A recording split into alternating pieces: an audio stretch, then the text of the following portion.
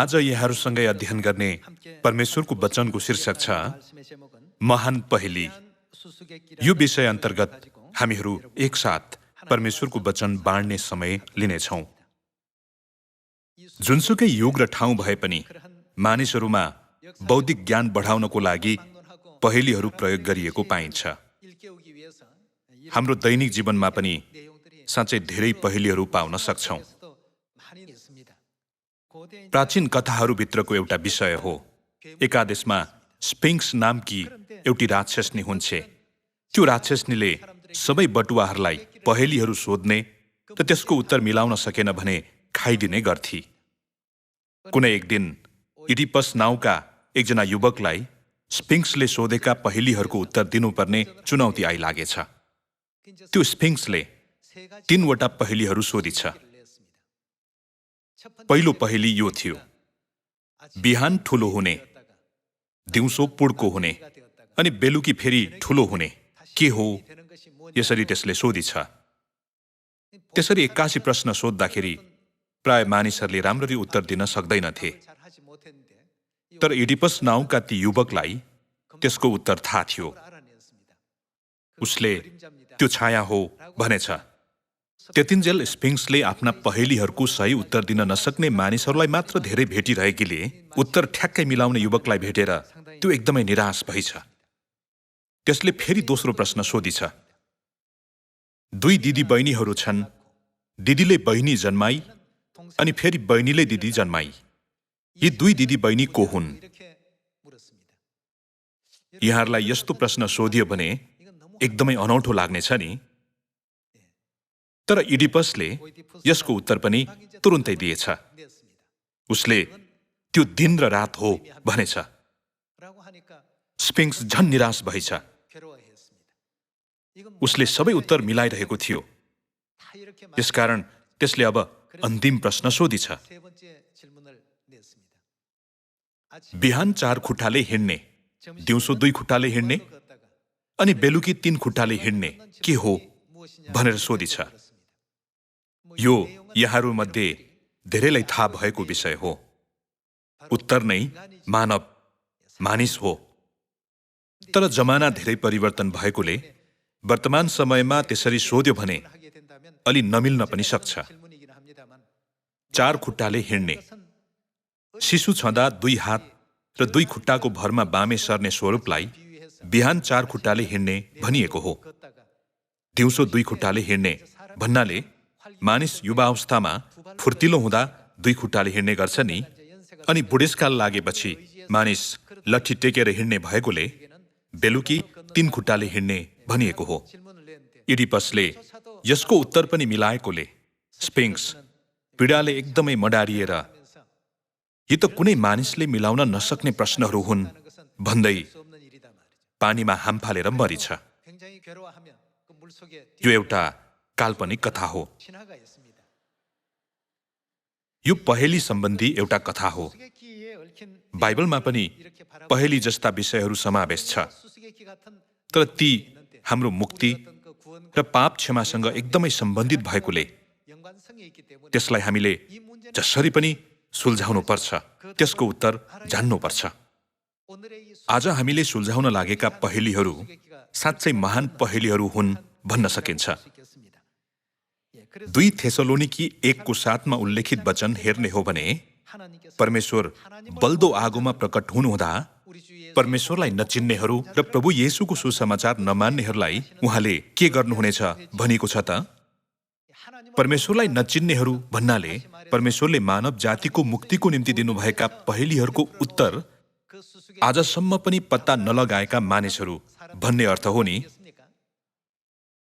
उत्तर पत्ता नलगाएका मानिसहरूलाई परमेश्वरले दण्ड दिनुहुन्छ भनेर बाइबलमा भनिएको छ। परमेश्वरलाई नचिन्ने भनिएकाहरूले त्यो परिणाम भोग्ने हुँदा परमेश्वरलाई चिन्यो मात्र भने हुन्छ भन्ने अर्थ त्यसभित्र अन्तर्निहित छ। यसै कारण होसे अगमवक्ताले होसे अध्याय 6 परमेश्वरलाई मान्नको निम्ति प्रयत्न गरिरहौं भनेका छन्। तर परमेश्वरलाई चिन्ने बुद्धि, ज्ञान र विश्वास छैन भने परमेश्वरलाई चिन्न सकिन्छ होला त?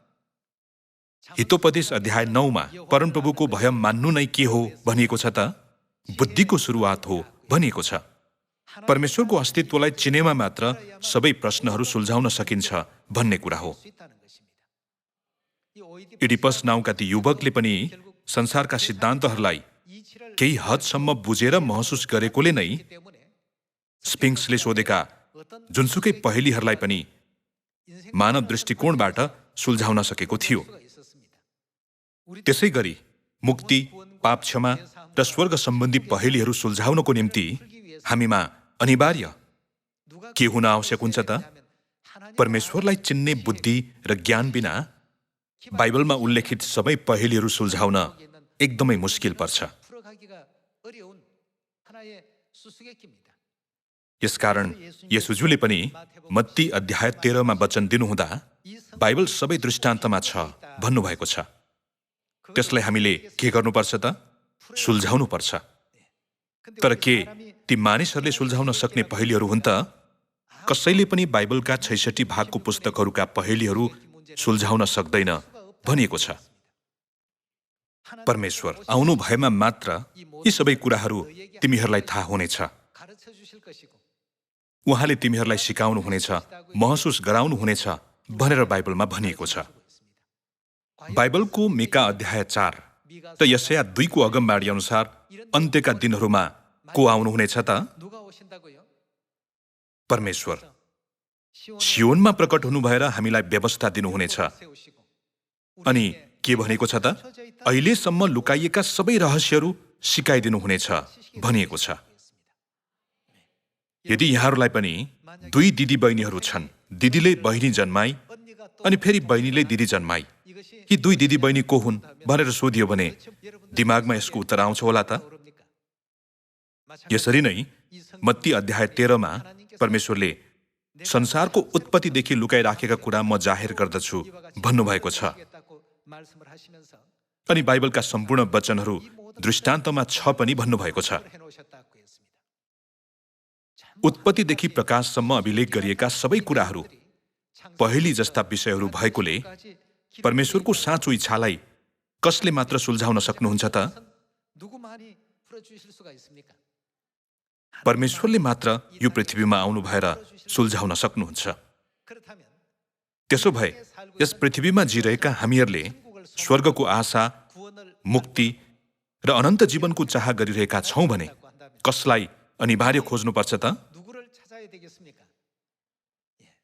बुद्धिको स्रोत हुनुभएका, ज्ञानको मूल हुनुभएका परमेश्वरलाई खोज्नुपर्छ।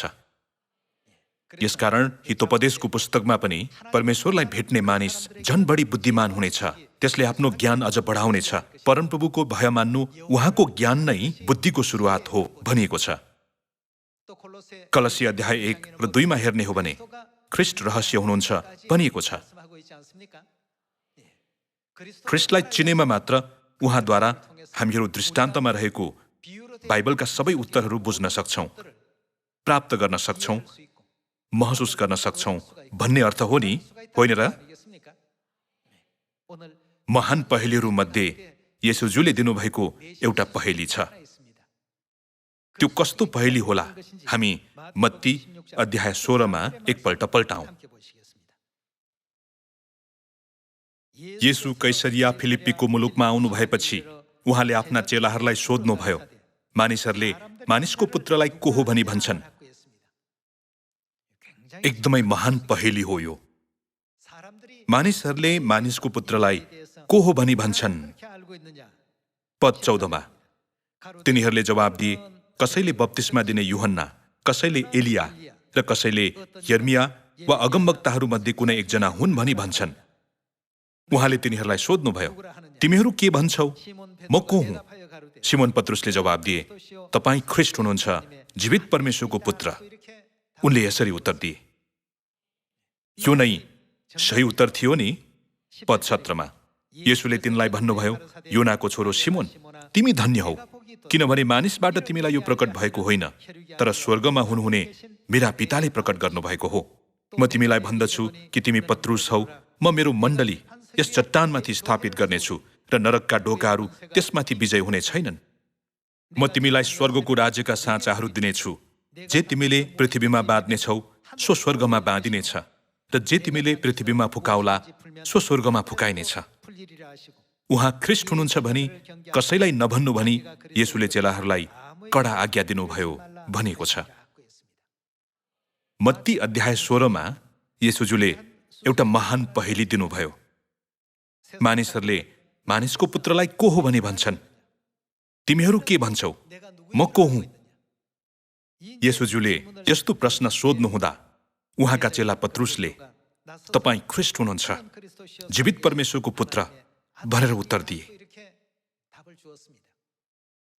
येशूजुले एकदमै प्रसन्न हुनु भएर यसो भन्नुभयो, मानिसबाट तिमीलाई यो प्रकट भएको होइन, तर स्वर्गमा हुनुहुने मेरा पिताले तिमीलाई त्यो समझ दिनु भएको हो।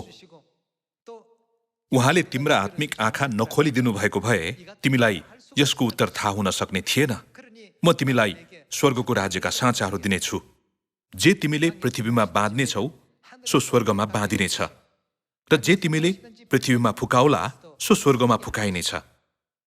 यो नै 2000 वर्ष अघि येशूज्यू र चेलाहरूले आपसमा बाँड्नु भएको पहेलीभित्रको एउटा अमूल्य विषय थियो। यहाँ पत्रुसलाई उत्तर कसरी थाहा भयो भन्ने कुरा नै एक अत्यन्तै गहन विषय हो। पत्रुसलाई येशूज्यू यस पृथ्वीमा आउनुभएका परमेश्वर हुनुहुन्छ भनेर कसरी थाहा भयो भन्ने कुरा हामी बाइबलका केही अभिलेखहरू मार्फत पत्ता लगाऊ। हामी यूहन्ना अध्याय 6मा एकपटक हेरौं, 6:66 हेरौं। यसपछि उहाँका चेलाहरू मध्ये धेरैजना पछि हटे र उहाँसँग हिँड्न छोडे। येशूले 12लाई भन्नुभयो, के तिमीहरू पनि मलाई त्यागेर जाने? सिमोन पत्रुसले जवाब दिए, हे प्रभु, हामी कस कहाँ जाउँ? तपाईसित अनन्त जीवनका वचन छन् र हामीले विश्वास गरेका छौं र जानेका छौं तपाईँ परमेश्वरका पवित्र जन हुनुहुन्छ। येशूज्यू को हुनुहुन्छ भनेर बुझ्ने सन्दर्भमा पत्रुसको निम्ति सबैभन्दा महत्त्वपूर्ण कुरा नै अनन्त जीवनका वचन भन्ने विषय थियो। त्यसो भए पत्रुसले येशूज्यूसँग अनन्त जीवनका वचन छ भन्ने वास्तविकता कुन शिक्षाबाट बुझ्न सके? हामी यूहन्ना 6:53मा एकपटक हेरौं। येशूले तिनीहरूलाई भन्नुभयो, साँच्चै म तिमीहरूलाई भन्दछु, तिमीहरूले मानिसको पुत्रको देह खाएनौ र उसको रगत पिएनौ भने तिमीहरूमा जीवन हुँदैन। मेरो देह खाने र मेरो रगत पिउनेसित अनन्त जीवन छ र अन्त्यको दिनमा म त्यसलाई जीवित पार्नेछु, किनभने मेरो देह साँच्चै खाने कुरो हो र मेरो रगत साँच्चै पिउने कुरो हो। मेरो देह खाने र मेरो रगत पिउने चाहिँ ममा रहन्छ र म त्यसमा रहन्छु। जसरी जीवित पिताले मलाई पठाउनु भयो र म पिताको कारणले जिउँछु, त्यसै गरी मलाई खाने पनि मेरो कारणले जिउनेछ।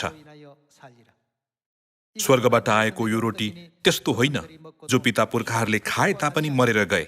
यो रोटी खाने चाहिँ सधैँभरि जिउनेछ। पत्रुसले यो शिक्षालाई सधैँ याद गरिरहेका थिए। तपाईसित अनन्त जीवनका वचन छन्। अनन्तकाल जिउन सक्नुहुने चाहिँ को बाहेक छैन त? परमेश्वर बाहेक अरू कोही छैन। येशूज्यूलाई अनन्त जीवनको बाटो पूर्ण रूपमा थाहा थियो अनि उहाँले सधैँ आफ्ना चेलाहरूलाई त्यस सम्बन्धी शिक्षा दिनुभयो। यसै कारण सबैले येशूज्यूलाई छोडे तापनि पत्रुसले अन्त्यसम्म उहाँको साथमा रहेर यसो भने, प्रभु, तपाईसित अनन्त जीवनका वचन छन्, हामी कस कहाँ जाउँ?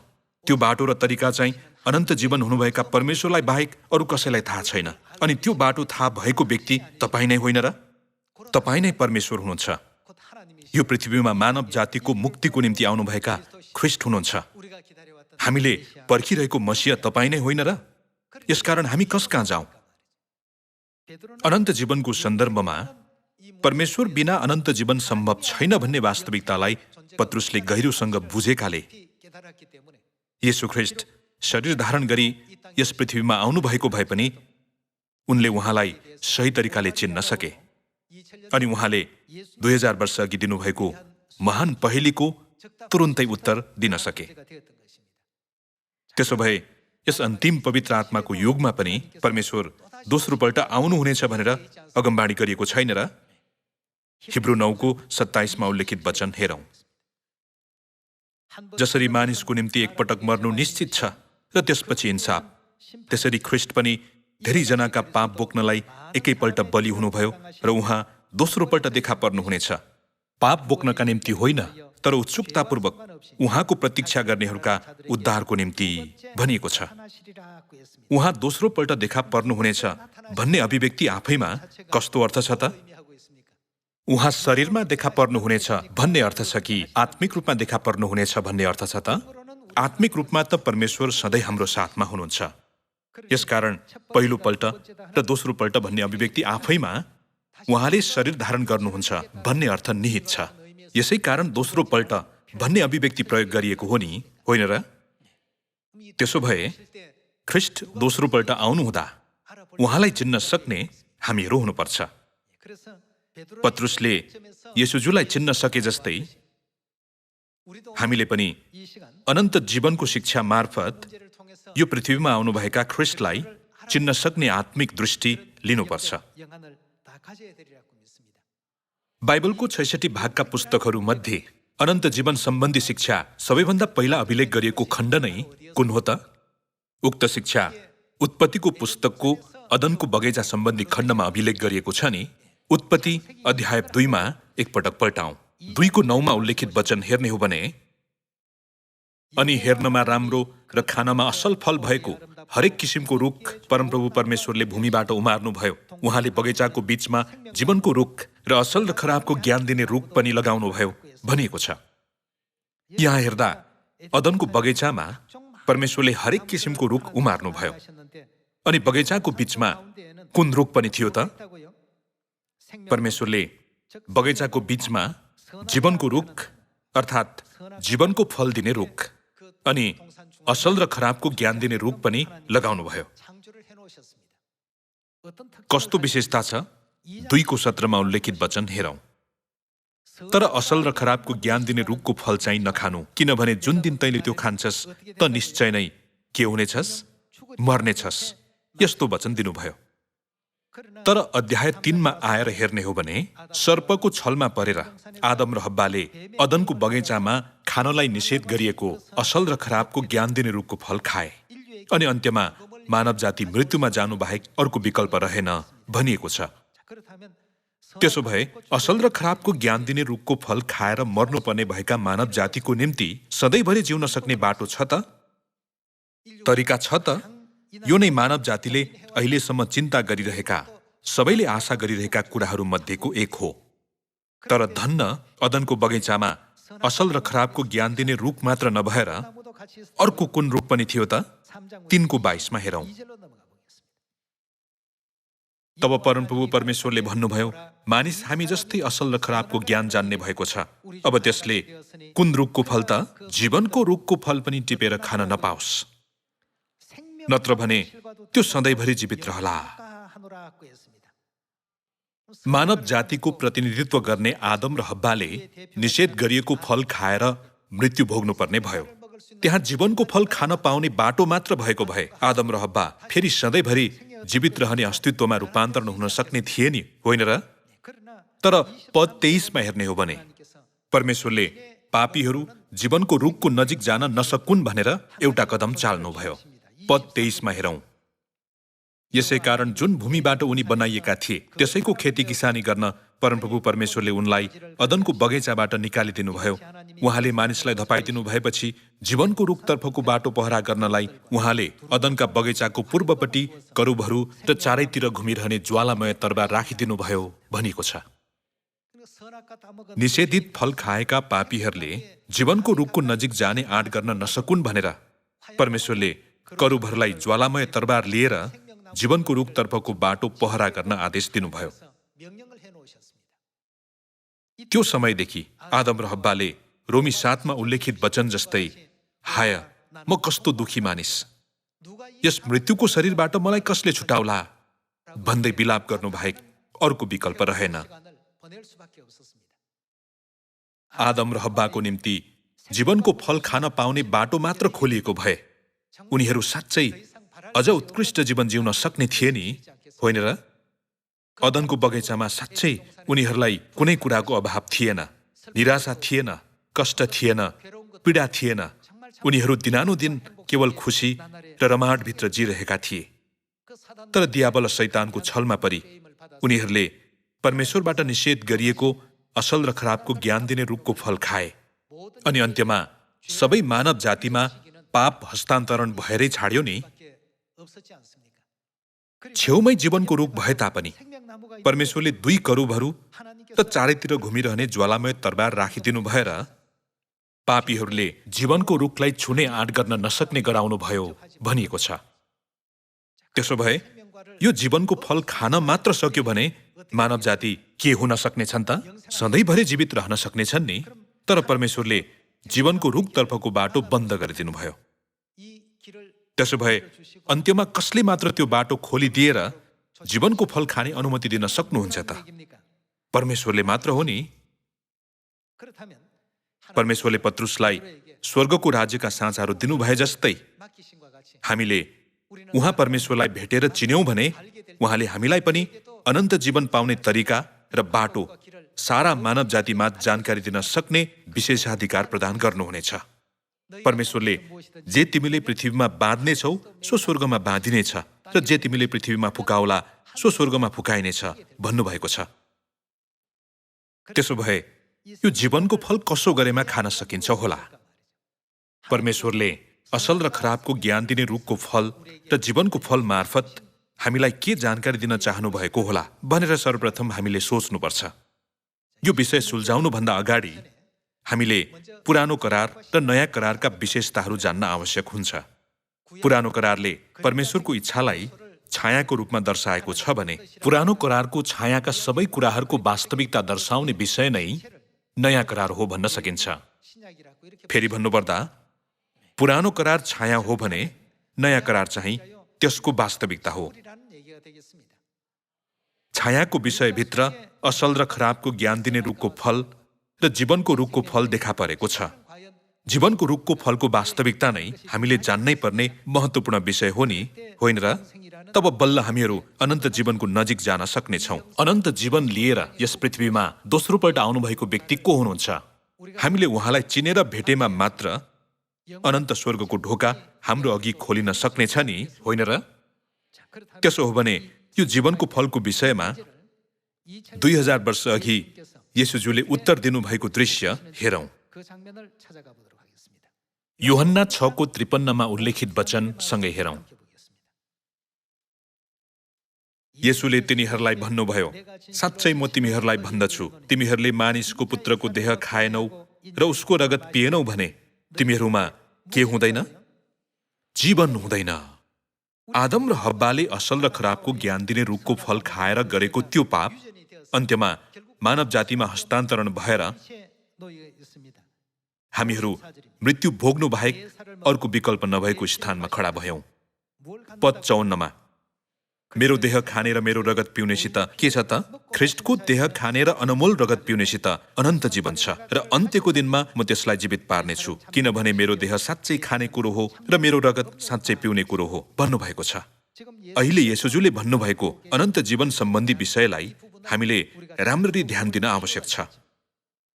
परमेश्वरले अदनको बगैँचाको जीवनको फल खाने जो कोहीलाई पनि सधैँभरि जीवित रहन सक्ने गराउनुभयो। तर यूहन्ना अध्याय 6 मा आएर हेर्ने हो भने येशूज्यूले मेरो देह खाने र मेरो रगत पिउनेसित अनन्त जीवन छ भन्नुभयो। त्यसो भए दृष्टान्तमा रहेको अदनको बगैँचाको जीवनको फलको वास्तविकता नै येशूज्यूको देह र रगत हो नि, होइन र?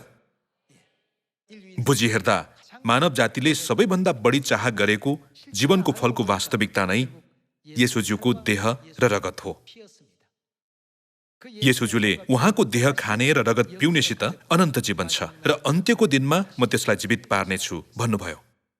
यहाँ येशूज्यूले एउटा पहेँली सुल्झाइदिनु भएको छ। मानव जातिलाई सही उत्तर थाहा दिनु भएको छ। फेरि पद 54 मा हेरौं। मेरो देह खाने र मेरो रगत पिउनेसित अनन्त जीवन छ र अन्त्यको दिनमा म त्यसलाई जीवित पार्नेछु, किनभने मेरो देह साँच्चै खाने कुरो हो र मेरो रगत साँच्चै पिउने कुरो हो। मेरो देह खाने र मेरो रगत पिउने चाहिँ ममा रहन्छ र म त्यसमा रहन्छु। जसरी जीवित पिताले मलाई पठाउनु भयो र म पिताको कारणले जिउँछु, त्यसै गरी मलाई खाने पनि मेरो कारणले जिउनेछ भन्नुभएको छ। येशूजुले जीवनको फल खाने मानिस जीवनको फलको कारणले जिउनेछ नभन्नुभई मलाई खाने मेरो कारणले जिउनेछ भन्नुभयो। येशूजु नै अदनको बगैँचाको जीवनको फल हुनुभएकोले उहाँले मेरो देह खाने र मेरो रगत पिउनेसित अनन्त जीवन छ भन्नुभएको हो। मानव जातिले अति नै चाहेको अनन्त जीवनतर्फको बाटो यहाँ येशूजुले सिकाइरहनु भएको छ। त्यसो भए येशूजुको देह र रगत कसरी खान र पिउन सकिन्छ होला? यो प्रश्नको उत्तर पनि हामीले थाहा पाउनुपर्छ नि। मत्ती 26:17 हेरौं। अब अखमिरी रोटीको चाडको पहिलो दिन चेलाहरूले येशू कहाँ आएर भने, तपाईको निम्ति निस्तार चाडको भोज खाने प्रबन्ध हामी कहाँ गरौं? उहाँले भन्नुभयो, शहरमा एकजना मानिस कहाँ जाओ र तिनलाई भन, गुरुजी भन्नुहुन्छ मेरो बेला नजिक आएको छ, म आफ्ना चेलाहरूसँग तिम्रो घरमा निस्तार चाड मान्नेछु। तब येशूको आदेश अनुसार चेलाहरूले गरे र तिनीहरूले निस्तार चाडको प्रबन्ध मिलाए भनिएको छ। यहाँ येशूजुको देह खान र रगत पिउन सकिने तरिका नै निस्तार चाड हो भन्ने कुरा निश्चित गर्न सकिन्छ। यो एकदमै महत्त्वपूर्ण छ। पद 26 मा हेरौं।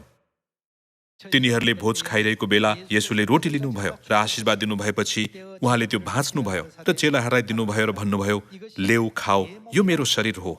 उहाँले निस्तार चाडको रोटी लिनु भएर यो मेरो शरीर हो भन्दै चेलाहरूलाई दिनुभयो। पद 27 मा तब कचौरा पनि लिएर धन्यवाद दिई उहाँले तिनीहरूलाई यसो भनेर दिनुभयो, तिमीहरू सबैले यसबाट पिऊ।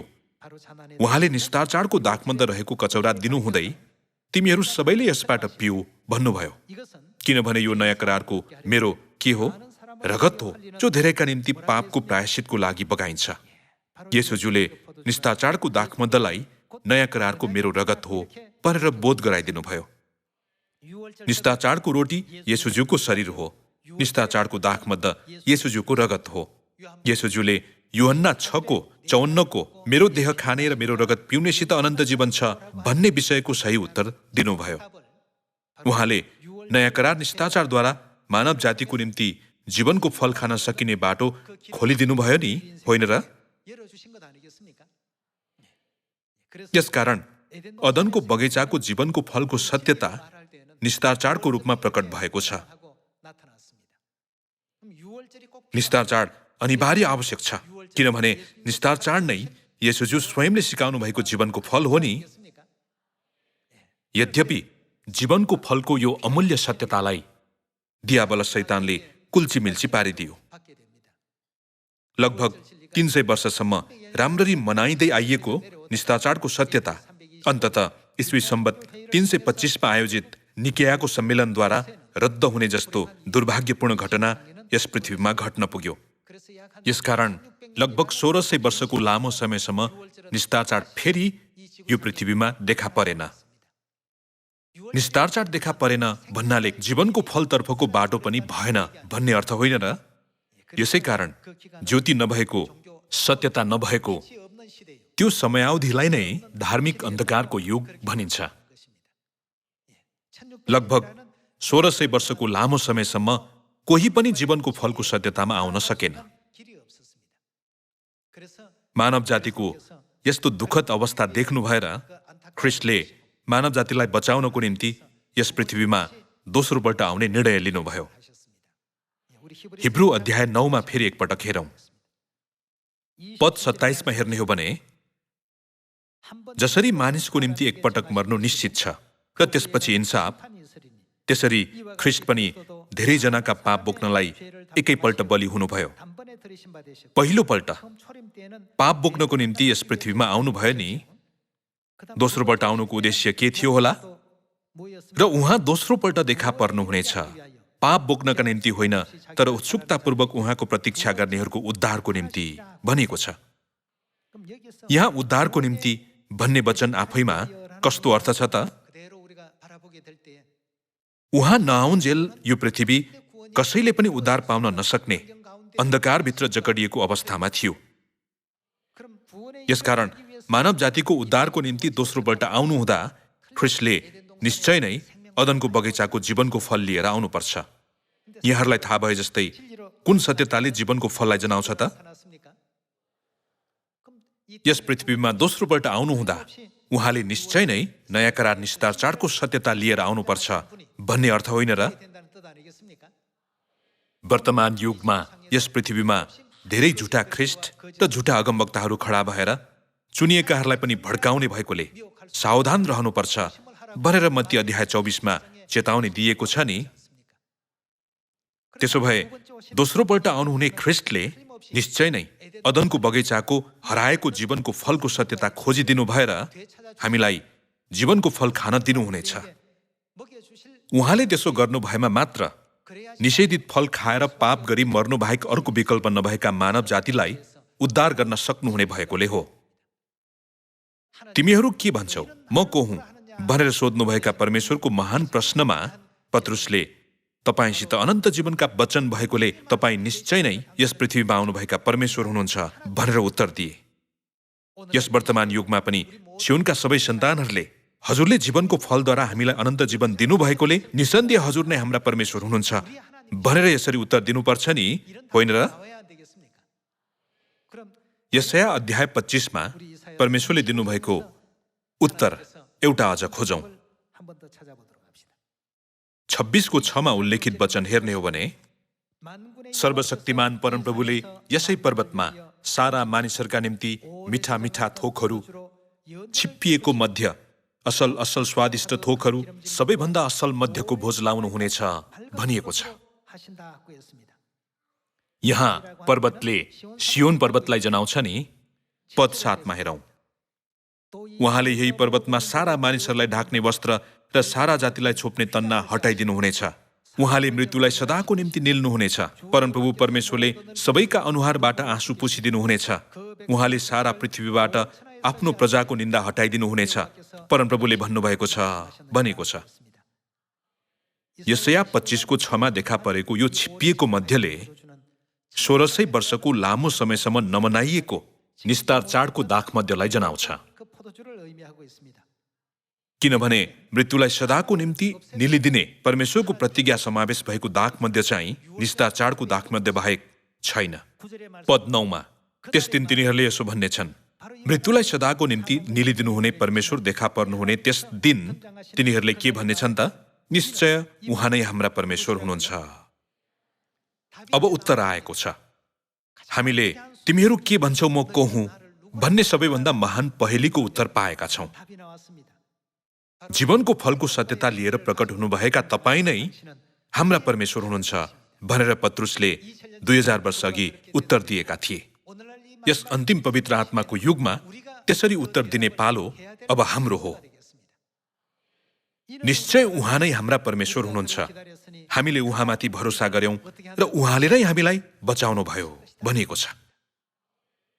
अरू कसैले पनि हामीलाई बचाउन सक्दैन। छिप्पिएको मध्यको भोज, निस्तार चाडको दाखमध्यद्वारा मृत्युलाई सदाको निम्ति निल्नुहुने व्यक्तिले मात्र हामीलाई बचाउनुहुनेछ।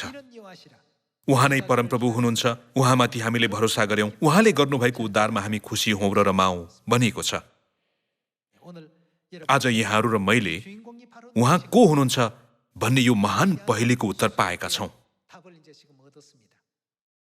हाम्रो निम्ति हराएको निस्तार चाडको सत्यता पुनर्स्थापन गरिदिनु भएर अनन्त स्वर्गतर्फको बाटो खोलिदिनु भएका, अनन्त जीवनको बाटोमा जाने गराउनु भएका व्यक्ति नै हाम्रा स्वर्गीय पिता ख्रिस्ट आन्साङहुङज्यू र नयाँ यरुसलेम स्वर्गीय माता हुनुहुन्छ। मृत्युलाई सदाको निम्ति निलिदिन छिप्पिएको मध्यको भोज तयार गरिदिनु भएका उहाँहरू निश्चय नै हाम्रा परमेश्वर हुनुहुन्छ। उहाँ नै परमेश्वर हुनुहुन्छ। उहाँमाथि हामीले भरोसा गर्यौं, उहाँले गर्नुभएको उद्धारमा हामी खुसी हौं र रमाउँ भनिएको छ। सबै अगमबाडीहरूले गवाही दिएका परमेश्वरलाई हामीले खोजेकाले, उत्तर पाएकाले अब हामीले गर्नुपर्ने एउटा मात्र कार्य छ। त्यो नै पिता र माताले जता डोर्याउनु भए पनि पछ्याउने कार्य हो। हामीले त्यसरी पछ्यायौं भने प्रकाश अध्याय 22 भनिए जस्तै सदा सर्वदै के गर्नेछौं त? सदा सर्वदै राज्य गर्नेछौं। हामीलाई यी सबै महिमा उपभोग गराउनको निम्ति हामीलाई सबैभन्दा महान पहेली दिनु भएर त्यसको उत्तर पत्ता लगाउन सक्ने गरी डोर्याउनु भएका पिता माताको बाटोलाई पूर्ण रूपमा पछ्याउन सक्ने हामी सबै सियोनका परिवारहरू हुन सकौं भन्दै आजको प्रवचन समाप्त गर्दछु। धन्यवाद।